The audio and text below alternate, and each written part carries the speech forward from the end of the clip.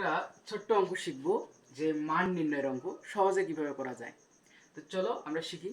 তো প্রথমে আছে এক্স প্লাস ওয়াই এর মান হচ্ছে 12 এবং এক্স মাইনাস ওয়াই এর মান হচ্ছে 2 হলে এক্স ওয়াই এর মান কত। তাহলে এটা আমরা সহজে করতে পারি। প্লাসের মান দেওয়া আছে, মাইনাসের মান দেওয়া আছে। তাহলে প্লাসের মান কত 12, মাইনাস হচ্ছে মাইনাসের মান কত, এই দুটোকে আমরা কি করব, প্রথমে যোগ করব। প্লাসের মানটা আর মাইনাসের মানটা আমরা কি করব, যোগ করব। তাহলে 12 আর 2 কত হয় 14, এটাকে আমরা 2 দিয়ে ভাগ দিব, কত আসলো 7। তার মানে এটা হচ্ছে x এর মান।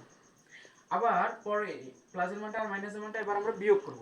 প্লাসের মান কত 12 বিয়োগ মাইনাসের মান হচ্ছে 2, তাহলে আমরা কি করব, হচ্ছে 10। এই 10টাকে আমরা আবার 2 দিয়ে ভাগ করব, কত আসে 5।